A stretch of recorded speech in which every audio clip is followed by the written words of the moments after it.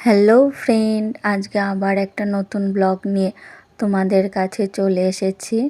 আজকে আমি তোমাদের দেখাবো কিভাবে আমি পুজো দিই। আর আমার বারান্দায় একটা জবা গাছ লাগিয়েছিলাম সাদা, সেই গাছে ফুল ধরেছে, তাই আমি আমার ঠাকুরের চরণে এই ফুলটা দেব। তো পুজো দিতে দিতে আমার মনে পড়েছে যে আমার গাছে একটা জবা ফুল ফুটেছে, যাই গিয়ে নিয়ে আসি গা, ঠাকুরের চরণে দিলে সেই ফুল ধন্য হয়ে যাবে। আর দেখো আমার ঠাকুরকে আমি কিভাবে থালার ওপর ফুল দিয়ে সাজিয়েছি। তোমাদের কেমন লাগছে আমার ঠাকুর সাজানো বলবে। ব্লগে আমি অনেক কিছুই দেখাই, কিন্তু আজকে তোমাদের কাছে আমার ঠাকুরের আসনটা একবার ঘুরিয়ে দেখালাম।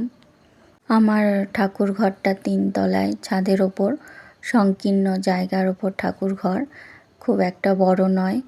তো এখানে রাধা কৃষ্ণ আছে। আর আমি প্রদীপটা ধরিয়ে দিলাম, এবার ধূপ দিয়ে আরতি করব, তারপরে আমি পুজো দেব। আজকে লক্ষ্মী পুজো নয়, অন্য দিন লক্ষ্মী পুজোটাও আমি দিই।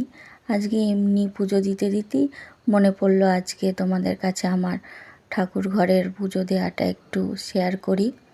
তো আমার মহাদেবকে 5টা ফুল, বেলপাতা, নীলকণ্ঠ ফুল দিয়ে পুজো দিলাম।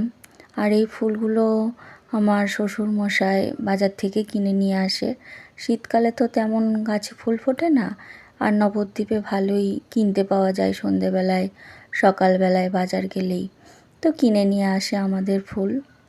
বাই বাই বন্ধুরা, ভালো লাগলে একটা লাইক দিই।